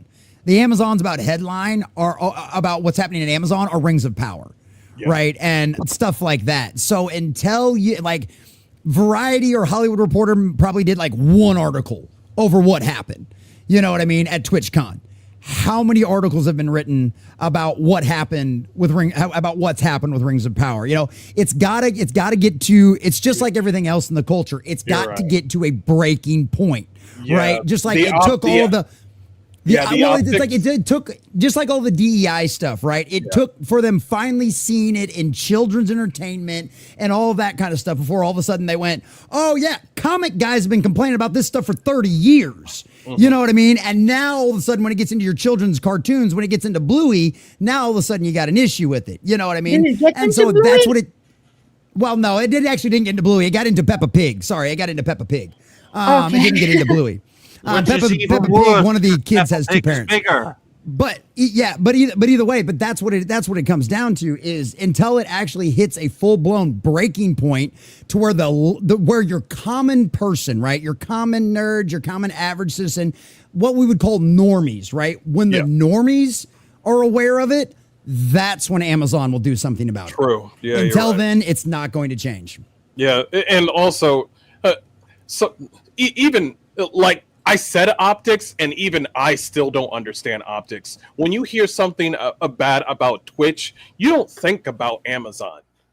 Like, when you hear about Amazon, you're like, oh, Jack Reacher and Secret Level and that horrible DEI Rings of Power. And warehouses and not paying their employees and forcing them to piss in bottles because you can't have or doing COVID. I don't know anything about that. Or doing the COVID test themselves, and they are not trained medical personnel. But yeah, optics, folks. I've always been in two minds about optics, and this is another topic which could carry a whole show. I've always been in two minds about optics because Amazon's greatest protector from controversy is having a platform like Twitch to soak up the controversies, folks, because Twitch to Amazon is like an old guy's connection to a younger generation. It's probably why someone like Dan Clancy is in charge, because he's an old guy who wants to relive his 20s. That's why he's partying on stage, flipping a content creator in a wrestling move and nearly killing her. She literally said, "Don't try this at home." And my response was, "Don't try this on stage because Yeah. he nearly killed you." You want to? Yeah. The way she got up was Yep. so like, I have daddy issues. It was disgusting. She's like, "I'm okay, Daddy Dan Clancy. See, my neck is just fine." And I'm like, lady, okay, whatever. That's All why. right. That's why my mindset, right? She My flopped mindset- like a pancake. It was horrible. Because Well- she knows that guy is her master, and as much as the network has every reason to despise YouTube because its predecessor was wiped out by YouTube, when you compare sites like Twitch with their clique problem, with their favoritism problem, when you look at sites like Kick that are so free, people are ending up getting hurt or killed on this, or murdered rather, on their streams. When you look at sites like Rumble that say they're one thing, but will push you to the moon if you basically jump on the Rumble train. Look, the Common Nerd and Jose from Cancel This Podcast would be a fantastic grouping to talk about the goods and bads about Rumble. The only platform I know, I love Rumble, which I believe is a genuinely good platform, which no one brings up anymore. The Common Nerd did in the chat, and that is Odyssey. It's the only platform, and barely anyone has any idea about that platform. and you know what killed Odyssey? Lawsuits. Yeah. Their social media account wasn't even allowed to post publicly until like a month ago. I loved Odyssey. Odyssey's an incredible platform. They've got a bunch of really cool stickers. If you send a super chat on Odyssey, you literally get it in like 3 or 4 days. There's no waiting until like the end of the month to get the donations you send. Yeah. They take a very limited cut. Is it gone? They've got a lot of incredible things. But it just died. It's still there. I upload videos to it still, but it's dead as far as a streaming platform is concerned, and a viewing platform. It still exists as a platform, but as a result of the mass lawsuits against it, Mr. Hardcore, it was punted out of the zeitgeist like I don't know, someone kicking you in the balls, that sort of thing. I also want to add in something here too, because we want to talk about favoritism. I heard this from a few sources when it comes down to Amazon, and we're more Twitch and YouTube, especially for the higher echelons, because we don't know who they are, but you can kind of get an idea. But I'll keep it just with the big ones, the ones with millions upon millions of subscribers. You know what I heard about some of their orbiters, especially when you see some new up and comers, like especially in the California area, like you have some of these new people, you know, supposedly walking the dog, cutting the grass of these larger influencers' houses and homes. And that's maybe the reason why they might get like maybe 2,000 views or maybe 3,000 or 10,000 people watching their stream. Again, I'm shooting high with 10,000. Maybe that's too generous, but at least enough to where like, all right, Mr. CEO of the whatever platform or whoever I can reach out to maybe on these other platforms, like, all right, give them a little boost. Make sure the algorithm and rhyme favors them. And there's that cult mentality and need to be earning Caesar's praise. Okay, so if you guys get what I'm guessing, like if you track what I'm putting down here, is that there's also that system of favoritism. So when you see some stuff like happening at TwitchCon, some people won't say anything because it's like, okay, if I say something, I lose the clout, the juice, the figgy pudding. Yep. Because I always wondered, because I'll look at random streams on Twitch and it's just a guy chilling on his phone on his couch, and I'm like, how does he have 5,000 people watching this? Okay, guys, that you guys just reminded me of this because of favoritism on Twitch. I know it's a tangent topic, right? But there was a Twitch streamer who got put on the front page. It was this furry diaper lover. Who caused such a controversy by being put on Twitch's front page that the backlash was so strong that diaper furry fetish streamer became who a mod. who had been doing it for years, by the way, got wiped out because it was pushed to the moon by Twitch. Okay, Didn't these they things. get banned one day? Well, I think That was probably what it once was. the initial backlash cooled down, they were allowed to get all their stuff back. Oh, But he one got thing, Hassaned?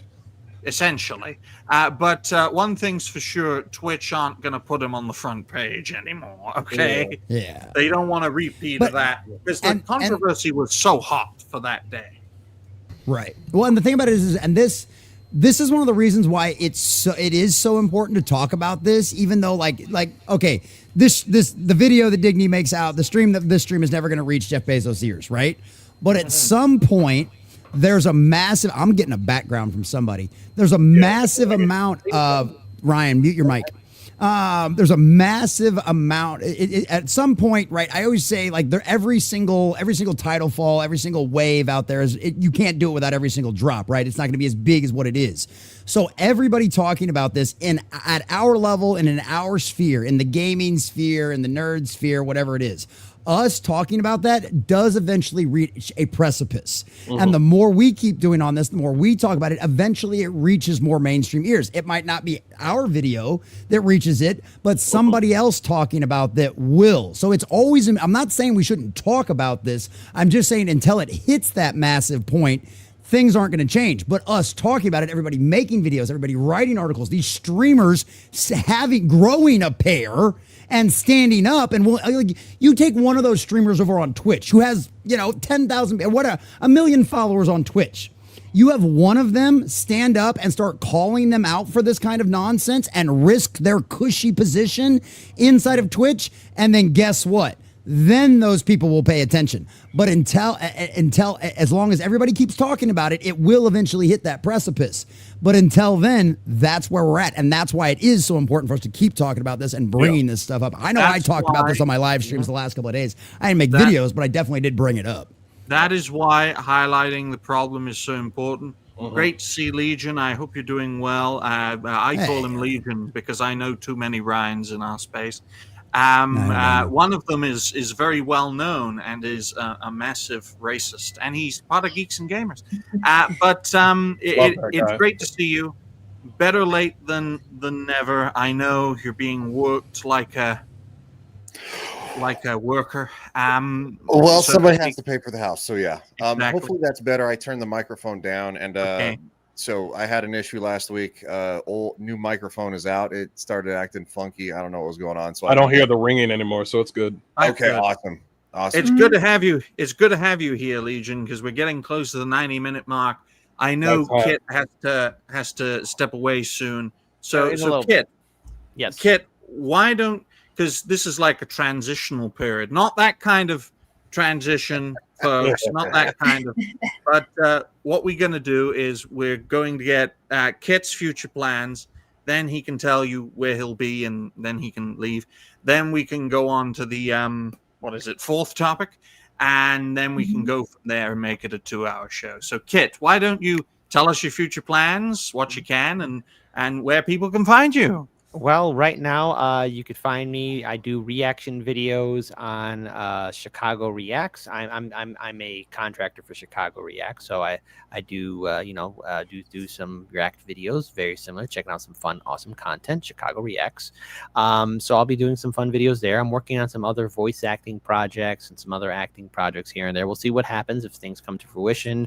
I also have my other YouTube channel, Hard Lens Media. We go live Monday through Friday, 9 a.m. Central. And, right now my goal is to physically and mentally take care of myself and survive the storms and, live my best life and definitely get to know more collaborators. And I'm glad to be a contributor to this panel. And more importantly, just get to know new people, hear different perspectives and points of view, and live a very beautiful life to the best of my ability as much as I can. So as always, nothing but love for this community. And I just wanted to say thank you again, everyone, for your time, and let's just continue to do great things and listen to each other. And don't fall for the trap of the clout, because if you want to sell out your dignity, look at the people who have the millions of subscribers and those who have given up everything. Do they look happy? They're not happy. No. They're not happy. You got to find happiness within yourself. You could have 1 million people, all the great stuff in the world, but if you're by yourself and alone, here in the world of pain. Yep. Well, that's what we try to do over at the True that. network. Bring new people together, and I'm very grateful for you to be back on this this Thursday show, Kit. I'm Good also meeting very you, brother. I'm also very grateful because Mr. Hardcore is the first black creator to ever be on a network show. It's been years since we've had a. I came out of the darkness. Yes, I saw the light. not since the days of Atreus and Vader have we had a fine fellow creator of Mr. Hardcore's distinction on. But we appreciate you both for being on. Yes, my guests turned up late, but they turned up, and we appreciate you. Yeah, and why is that, Digny? Because somebody told me this show was supposed to start at 3 p.m. Eastern. Oh, did I? Okay. Yes. Oh well. Well, nonetheless, I do have to head on out, but I do want to just say, I love you. Love you guys, and look, we all have our Good to see different you again, perspectives and points of Love it, view. kid. Let's just respect each other, try and live a beautiful life, and you know Hell what? yeah. Good luck to everybody, and I'll be more than happy to join the next panel next week, or Good. whenever it's going to happen. Just send me the link, and I'll be more than happy to join in. So, peace. Love to see you, You brother. got it. You got it. All right, Wonderful. bye-bye. Ah, Okay. See, look, the Emperor protects. The Emperor. And the Emperor protects. There you Oh, go. yeah. Emperor protects. I like There you that. go. Wakanda forever. But on that note, ladies and gentlemen, Wow, just because there's a black guy here. Oh, I hate say that. that. Oh, he always says it. He always says it when I do this. Although this is Wakanda forever. Can I go There to we go. Tennessee instead of Wakanda, please? I know. Well, I'd much rather be in Tennessee than Wakanda. Oh, yeah. Yeah, it's I'll me. write it It's down. not Mr. Hardcore. It's me. Okay. Galel, no. That's Wonder Woman. 1 hour, Oh my 29 God. minutes and Forgot about 59 seconds for the fourth topic. Considering how long these topics are, we might not get through all of them in 2 hours. But the fourth topic, just to let everyone know, like the stream, share the stream, donations are always welcome. 2.4, Hollywood press chats up a 12-year-old, showcasing the mainstream media's dark side. Now, this topic came courtesy of the 40K Empress. I'll let her assume direct control. Take it away. Oh, great. Well, what to assume? I mean, there's nothing on the screen. Eh? Yeah, I mean, I can bring it up, but I Yeah. gotta wait a bit because we didn't coordinate that particular topic. So, give me a moment. That's and all right. Here it I can is. provide I context can for give you this context if situation. need be. Was here it it is. Variety that said it? Here it is. I'm ready. Yeah. I'm ready. Oh, good. Now you can provide context for this situation. Okay, so we all know this little boy, and if you watched any news about Stranger Things, you may have heard that it seems like he was conditioned to become gay in the show, literally pressured and brainwashed to do so. Now, I don't know if that's the case, but here we have this new article to take a look at this issue. So here we go. So Hollywood press repeatedly asked 12-year-old Noah Snap. Is that how this is pronounced? I have no idea. Snap. About But Snap. he certainly will be snapped if he stays in Hollywood. I'm telling you. Yeah, I know. It's a good Okay. job that he's in prison. Yeah, about his sexuality. Okay. So Netflix is wrapping up promotion for the long-awaited fifth and final season of Stranger Things, set to premiere this Thanksgiving after a 3-year hiatus. The streamer doubtfully hopes that the online discourse will center around fan theories and building anticipations for the return to Hawkins, Indiana. However, a recent interview in Time magazine with star Noah Schnapp, which examines how the media long-standing focus on his sexuality has affected him, threatens to pull the focus into the upside down. Schnapp, now 21, came out as gay when he was 18. The show has also been hinting for some time that his character, Will Byers, is also gay. Yet, as he told Time, the press has been asking about his sexuality since Stranger Things started back when he was just 12 years old. They would pray and ask me, is he gay? Are you gay? I was 12, 13. I didn't know what to say, he admitted. The theorizing around Will Byers.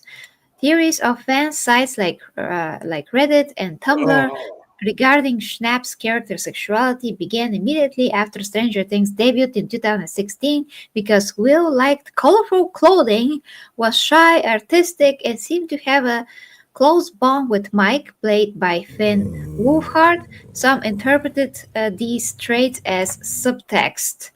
It was the 80s!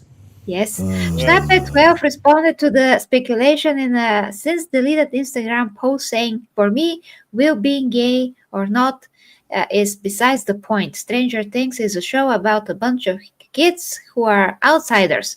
Since this was neither an outright denial or confirmation, his comment was only drew more attention to the question of his character's sexuality.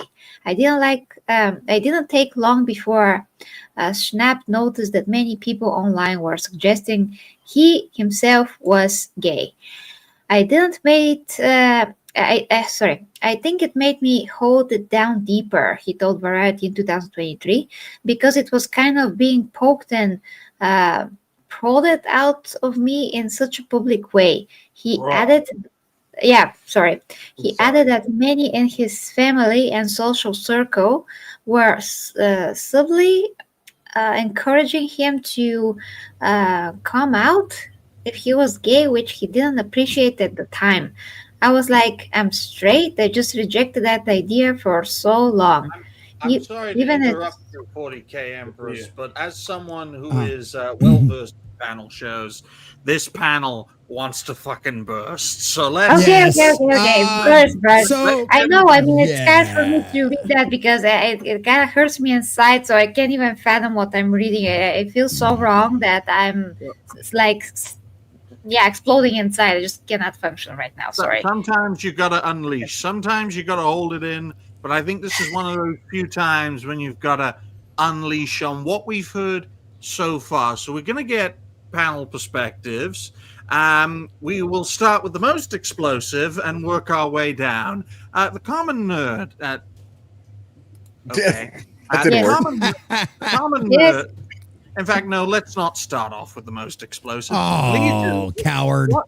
What do you make of what you've just seen and heard? Well, this is par for the course, right? These people are so they have so little going on in their own lives that they're worried about the lives of children and what it means on screen, because a kid on screen can't wear colorful clothing or anything like that without being gay or wanting to, I don't know, maybe wear something pretty without being trans. It's ridiculous at this point because it's just projection at the highest level. And people are over this crap, and they're over the mainstream media in Hollywood for a reason. So quite frankly, no. Also at the same time, I'm thinking maybe some people need to be on a list. Just gonna say, or maybe find their way to trip into that wood chipper, because everybody's got to chop that wood sometimes. This is gross, and that's even on the parents' part too. The fact that his family was pushing him into this. You know what? Fuck you guys. Seriously, fuck you guys. You know what? That's just horse shit. That's bad parents. You are an abusive parent, and you are a fucking piece of shit. And I'm not going to censor that one because, yes, it's very irritating. It is very irritating. I know what the common nerd's going to say, which is why I'm going to get some more water when he says it. But I would like to, since this is my first time interacting with Mr. Hardcore, I'd be very interested in getting his perspective on what we've seen and heard so far about this topic, and see what he thinks. Well, okay, all right. I'm saying this, not Empress or anybody else saying this. There's no gay or trans. There's only successful groomers. I wish I know, ding, ding, ding. and if this is a hard take, I'm sorry, but it's just a successful groomer. Now, the thing that I want to grasp on is this is not about like, oh, I'm so glad you're gay. There's a reason why they call them allies, and this is the reason why do we keep on talking about communities and allies? Oh, that's right, because they're thinking of some sort of revolution or war. Like, oh, we need little kids on our side, so we need to bring in the gays, we need to bring in the trans, we need to bring in the people that think like us. We need people on the right side of history. This is why part of it is like, oh yeah, that'd be cool if it's like, oh, if the kid's gay, that's cool. But the other part of it is just like, I need you to be gay.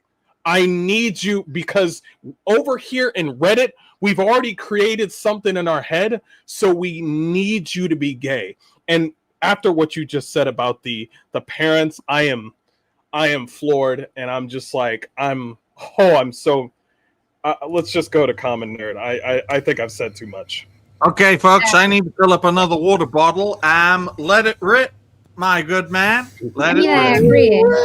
I agree. I'll be able to hear you in the next room, I'm sure. Oh, I have no doubt about that whatsoever. Can I just say one thing before he does? Frag Sure, out. go ahead, Ryan. Frag out, and he knows why.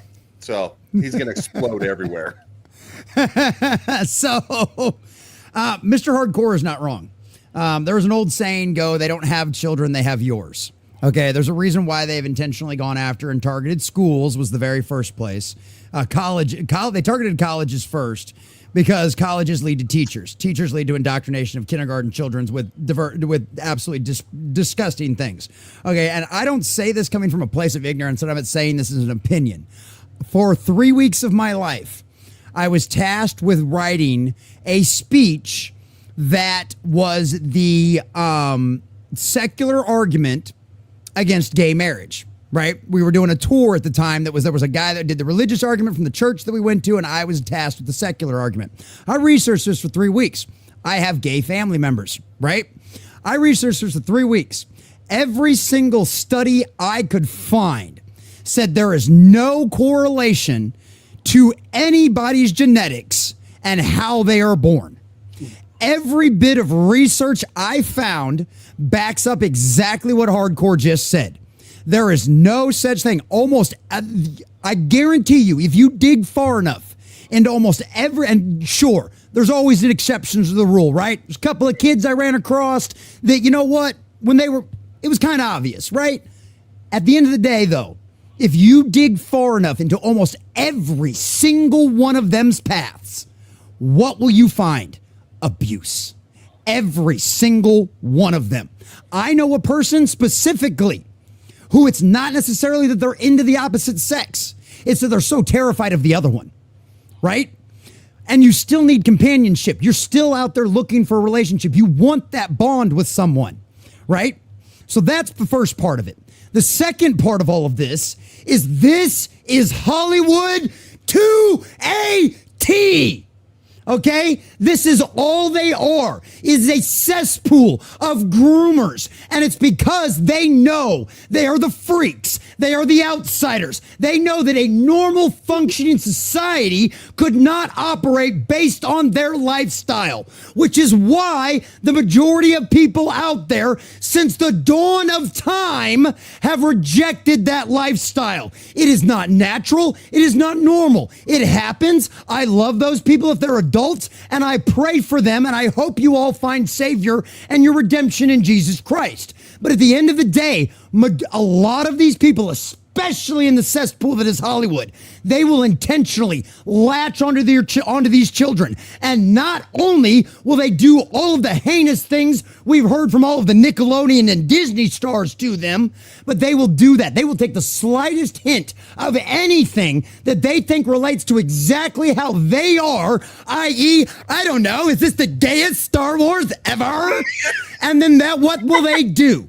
They will prioritize that. They will pick you apart. They will beat you down. Well, Will, you dress gay. Well, Will, you're a little fruity. Oh, well, you dress as a boy. Oh, you only like wearing boys' clothes. Oh, you must be trans. God must have been wrong. You should have been a boy the whole time.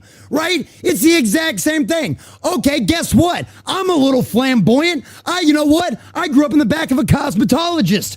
My grandmother was a cosmetologist for 30 years. I don't have a problem getting a pedicure. I don't have a problem getting my hand paraffin dipped. You know what else I don't have a problem with? Banging my wife and having 6 kids.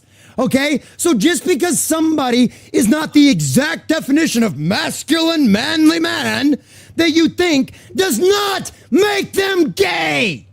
Okay? Just because a woman doesn't like to wear dresses every single day and play with Barbies does not mean that she's gay. But Hollywood's best tool and the one they've been running with the longest is indoctrination. It's a cult and it always has been. Don't believe me? Tell me why we got to interject sexuality into children's entertainment that's meant for preschoolers. Okay? It's always been the goal of indoctrination. They are freaks. They know they are freaks, and they want the rest of society to say, oh, it's okay you're a freak. It's okay if you cut off your genitalia. It's okay if you go to that 1,735 people bisexual orgy in Hollywood because that's normal. It's okay to operate like that. So they're going to do their best to force the rest of the world to comply with their ideology. And that's taking a 12-year-old boy who just happened to like to wear pretty colors, right? And go, you must be gay. You have to be gay. And don't worry, we'll help groom you. And if you'd still want to tell us, no, you're not gay, don't worry. All of your family who are in the exact same Hollywood cult that we are in, we will make sure that you understand, Will, your only fucking way in this world is to suck cock and take it up the ass. That's what they fucking... That's what they That's fucking all did. they want. That's what all they they did want. They want more broken people just like them, so that way they'll feel normal because they know on some rudimentary level that divine spark that is still inside of them. They know they are wrong, and the only way to bury that own self-hate, that own knowing that you're living the wrong life, is to bury it with drugs, alcohol, and surround yourself with an echo chamber that tells you, yes, your degeneracy is perfectly okay. The rest of the world are bigots because my degeneracy is the exact same way. So yes, they groomed him into being gay. I agree. I totally agree. I just want to say something because this is amazing and it's explosive. And I have just one thing to say. Okay. So imagine, because when I was growing up, I was a tomboy, actually. And I always like geeky things. I like male stuff. Man stuff. Cars, like all of those metal cars. I like action figures. I hated Barbies. I hate everything that had hair, like dolls with hair. Disgusting, gross for me. I didn't like to wear dresses, and I dressed kind of like a boy to a certain point. And then after I hit the teenage years, I kind of became a bit more girly, but still like a tomboy. And after school, I was like a girl. But the point is that if my parents were not normal and good people, if I was brought up in Hollywood, they could be like, oh, she must be gay then because she likes male stuff. Oh my gosh, let's make her a lesbian. Ellen Page. 13-year-old. But thank God, I have great parents, and I was always a normal girl. Actually, just like men thinks. That's it. That's the only difference. 13-year-old Empress, would you like a penis? But this is why we leave the common nerd for last, folks, because it really adds energy to the show, and we're in desperate need of it. I want to add something as well. Don't you think it's funny that all the Hollywood actresses just have trans kids? Don't you think that's kind of so accurate? Like, oh, that's strange. All the Hollywood actresses like J-Lo and fucking what's the lady that played Furiosa? And Megan. Megan Fox. Megan Fox, and Just what's the wait. there's Megan another Fox. one. Oh, the chick that played my what's his God. face's wife in The Devil's Advocate, Charlize Theron. All Yeah, of her kids are Charlize Theron. trans. Every one of her, and they're all adopted. How'd that happen? Yeah, exactly. Is it And also, here's indoctrination, another or thing. were they born that way? Yeah, and here's another thing. What happens if Will just comes out and says, "Hey guys, I respect the thing that you guys do and being gay, but I am not straight." Just an inch away from their side is enough for them, for anybody. Just like with Snoop Dogg. Just like with Snoop Dogg. They got him right back on the plantation real quick, didn't they? Yeah, Oh, yeah. thank you. Well, and you know what? We had a Disney executive, one of the people that was on camera for Reimagining Tomorrow, like back in 2021, said, "I am the proud parent of 3 kids, 2 of which are trans." And one of which what are the was chances lucky. of that? That's And not one of- possible. Statistically, that's nonsense. Yeah, it's statistically impossible. Yeah. She had 2 trans kids and 1 lucky kid. Thank you to Furious Dan for Thank a you. $2 donation. Yes, Wakanda Forever, saying the common nerd is 100% correct, and we appreciate that passion and that energy, because it's a good job the common nerd is speaking, because my leg is really on fucking fire. I haven't laid down today, folks, so that's why it's really giving me a pain. But Common nerd is basically, am I the only one thinking this? And then I say it, and then common nerd yells it. I'm like, thank God I'm not the only one saying it. Yeah. Brother, Yeah. you need to come hang out with me more often. Trust me. We're Oh all yeah, it's gonna be amazing. pieces. Just quick note, guys, because I'm really gonna forget. So imagine in Bulgaria how things are. Well, I mean, no one is pushing for anything. So when I see a gay guy in Bulgaria, I know that this guy was just, well, gay. You know, nobody pushed him, because no Bulgarian parent is like, "Oh yes, it's amazing that my kid is gay. Let's push him to become gay." Absolutely not. It's quite the opposite. So here things are like that. When somebody is gay, they're just somehow gay. But that is so rare. I only met like maybe 3 people like in my whole life that are gay. My friend Logan met maybe 3, 5 tops through his whole life, and trans people, no, like none. Maybe Hazel met 1. I have no idea, but otherwise, real trans people that really have gender dysphoria, like Blair White, who, by the way, did say very openly and clearly that she knows very well that she's not a biological woman. She knows that, and she knows that she will never be a woman. She just feels like a woman. She made all of those cosmetic procedures to look like a woman, and she really is she to me. Like when I look at her, I'm like, wow, that's a she. You know. I had But- no idea the first time I saw her. Yeah, I mean, even before the procedures, she looked like a woman. Even before that, because I watched her for many years.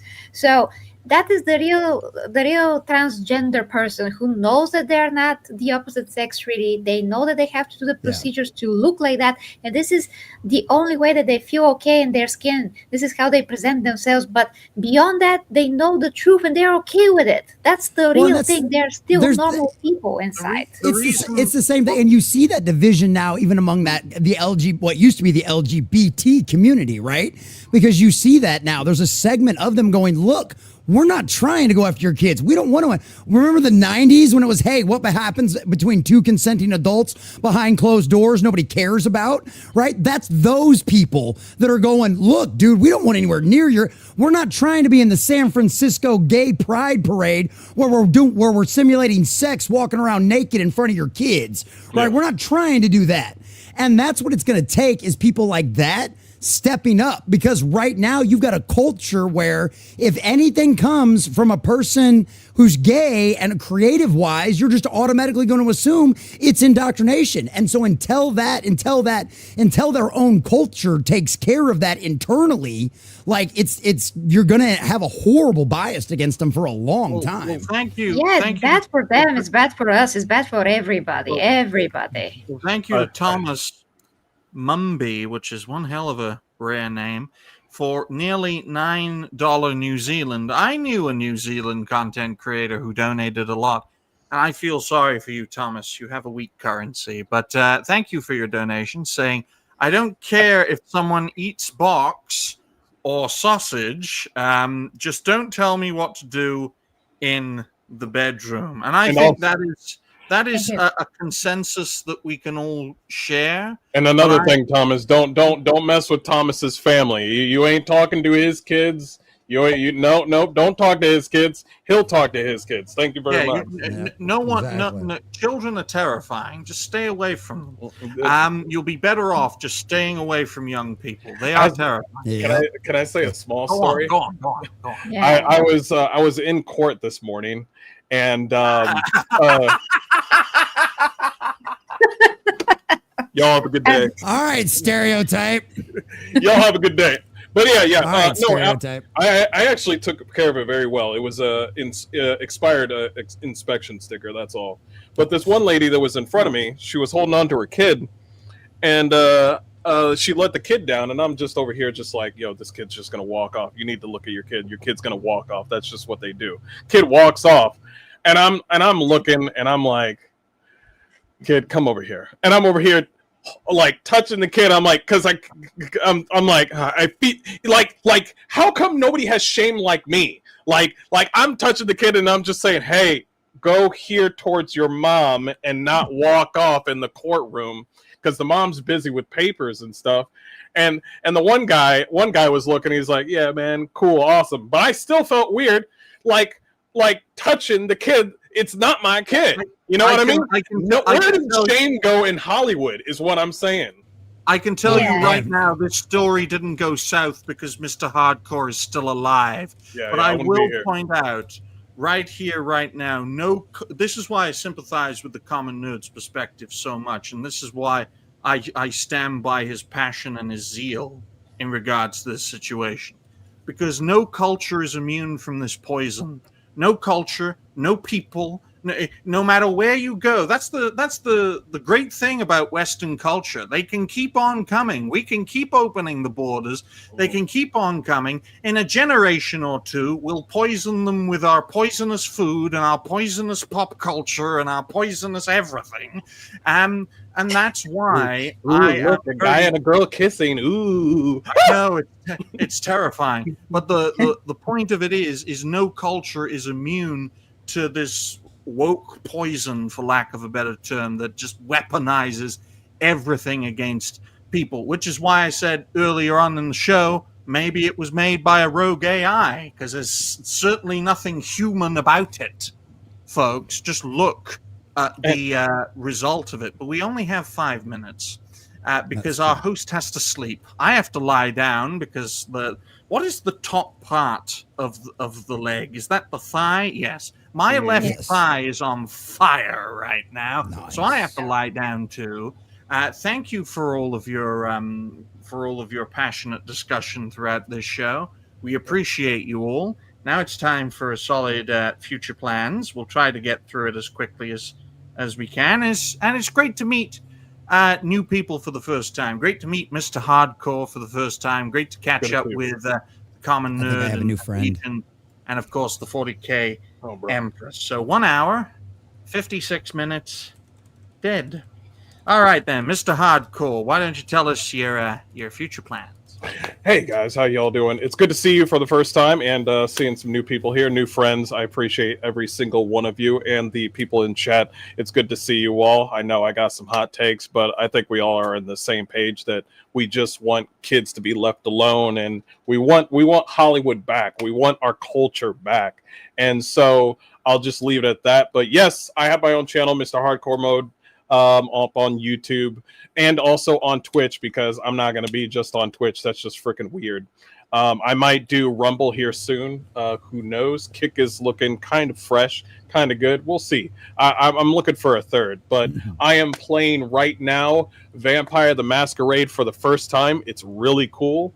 And also, God, I miss the 90s. Vampire the Masquerade is Blade, underworld, and titties. and guns and swords. I like that. Sold me. Oh, and also Evanescence and Linkin Park and shit. Oh, That's what. Evanescence, oh. And Oh. I'm also playing KCD 2 on the hardest difficulty. We're having fun over there, and also we have hard rants where we talk about stuff related to video games. But yes, yeah, check me out if you like. Yeah. Good. Very good. What about you, Common Nerd? What are your future plans? The big one tonight is we'll be live this evening for our Is It Good Spooky edition. This year we'll be watching tonight we'll be watching Scary Movie. Mrs. Common Nerd will be joining us for that, as well as Sunker Maiden. So definitely keep an eye out of that. But if you guys like Common Nerd and you like what I do, come check out my channel. Come check me out on Rumble. I live stream on Pilled, YouTube, Rumble, and Kick as well. Come hang out with me over there. I do stuff I put out content 7 days a week. I live stream 6 days a week. I have a Monday through Friday show at 11 a.m. Sundays Bible study 2 p.m. Sunday night is Doctor Who at 7 p.m. Central Standard Time, and then Saturdays I'm normally over on Comic Shop Talk. Got some more Warhammer 40k stuff working, so if you guys are interested in that, come check me out. As that I cover all. I bet if it has a fandom attached to it, I cover it on my news channel, and that's basically what my channel is just nothing but pop culture and nerd news, if gaming, everything. So if you guys are interested in any of those topics, if you're here, I guarantee you there's something on my channel. There's a video you're probably interested in. So come check that out. We just crossed 2,300 subscribers on the new YouTube channel. This is my second one. This is my full-time job, so please come help out with that as much as you possibly can. I am just your humble common nerd working YouTuber, and I always appreciate coming on these streams, so appreciate you guys. Dignity, thanks for having me. Make sure you tell me the right time next time. But yeah, other than that, thanks. It's not the first time me and my mentor have accidentally given the wrong time to us. I have something to say about Empress for like 2 seconds. Okay, go on. This Monday, Is it she about her said, penis earlier? No, thank Okay, God, I just no. wanted to make sure. All right, titties are great. She said that, hey, we're gonna on Monday. This Monday, she was like, hey, we're doing this next week on Thursday, and I was like, not this week, but next week, and I was like, cool. And then I thought to myself, I think we lost in translation. So what I did was I adjusted my schedule for this week and the next week for my job. And then she told me today, like, since I have my day off today, she was like, yeah, we're doing it today. And I'm like, I knew it. We got lost in translation. Boy, I don't know how that happened. I have no idea. I thought I meant this Thursday. Well, that's why we live and learn, folks. It's a good job I'm not on camera, because I am standing up. I am using a golf club, the same golf club that killed Joel in The Last of Us, and I am literally speaking to my camera the Melanie Mac way, but I'm not going to say the F slur all the time. But I appreciate you all for being here. What about you, Legion? What are your future plans? Well, I've been doing a lot of gaming and stuff like that. Well, I've done a lot of gaming in the past. I've been having some weird issues going on with capture cards and, well, microphones last week, so I had to switch back to the old one. So brought it back home, the old friend. Anyway, apparently this one's a lot louder than the other one was, so when I came in, I was very hot. And I don't mean attractive-wise. But anyway, yeah, so... You shut up, dude. I want to hear from you. Yeah. Down there with the damn hat on. So anyway, yeah, I want to get back into gaming. I think I'm kind of fed up with StreamYards and what it's doing. So I think I'm going to move away from that and probably get back to OBS and figure out, different inserts to stream different places. So take those options, man. Take those options. Yeah, and Mr. Hardcore, I followed you on Twitter, so yeah, you are tagged in our our. My mentor also followed the greatest black man to ever be on the network. Wow. He's also the only black man. Yeah, I was like, the first. Who's the first one? Empress, you need to explain. No, you're the first one. He's the most male person. Polar opposite. Well, she looks like a small white woman, so she probably doesn't have a lot of black guys around. Oh my god! I did one too. I like that one. That was pretty good. Have not. I'm not small. I'm 164 centimeters. My mentor. Nobody knows what that is. Okay. Say my mentor doesn't have the best of relationship with minority communities. But in regards to my future plans, we're going to make more videos, host more shows, or collaborate to host more shows, and make more videos from said shows. You can check me out over at the Dignified Cartoon Gentleman. That is the name of my channel. Last time I checked, we were at 180 subscribers. Doesn't sound like a lot, folks, but when you repackage it as my channel has tripled in size in 8 weeks, it makes it sound a heck of a lot better. So Hollywood marketing right there, baby. Thank you. We appreciate everyone being here. Like the stream, share the stream, all that fun stuff. And we wouldn't And be now here. it's time for me. I had to say something. I exist. Hello. I didn't Let say me anything. finish my future plans before before you jump down my throat. I'm lady. last. Okay. But You wish we you wouldn't be here. The network would not exist without the official hosts and the official founders who have helped make this network possible. And now on to the 40K Empress for her future plans, and she can, sign out the show because I want to lie down. Okay. Okay, guys. So yeah, like I've said in the beginning, if you were here, there's a ton of horrible crap happening on 40K. So I'm gonna try to focus on that channel and on the superhero channel as well, because again, a ton of crap happening over the superhero thing. So I'm gonna be pretty freaking busy. There's some amazing revelations about the 40K lore happening lately. I'm helping, and he's helping me, Chainsword 40K, who's a pretty big in that community. He comes out with all kinds of crazy stuff from the books and from some current amazing lore revelations. Some Warhammer YouTubers are coming up with crazy stuff that are not actually true. So I gotta clean a lot and present information in the best possible way to not try to sensationalize it for no reason. So I have like this job where if I don't get this right, I'm gonna have a lot of tomatoes thrown at me. So I gotta be very, very careful what I'm doing. And JDA, if you know who that is, he has been doing a lot to make things bigger than they actually are. So, and not check facts. So I gotta try to correct some of those things. So I have a lot to do. Indeed, guys. Indeed. Buy my book. Buy my book. Subscribe to my channel. Don't forget to buy Collaborate his with book. me, and then I'll throw you under the bus. Buy my book. Buy my book. Okay, Gotcha, you can end the show George now. R.R. Martin. Gotcha. Exactly. That pretty much sums it up, guys. So thanks so much for watching. Next Thursday is gonna be also amazing. Check these guys out. I put all of those channels or all of their channels down in the description below, so you can just click on them. And Mr. Ryan Legion Talk has several, so you just click on the link and choose whatever channel you're interested in, guys. They're all down So there. thank you for the support as well with the super chats. It's much appreciated. So we'll see each other in the morning stream, guys, tomorrow. Love ya. I love you guys. And bye with me, the 40K Empress, and everybody here.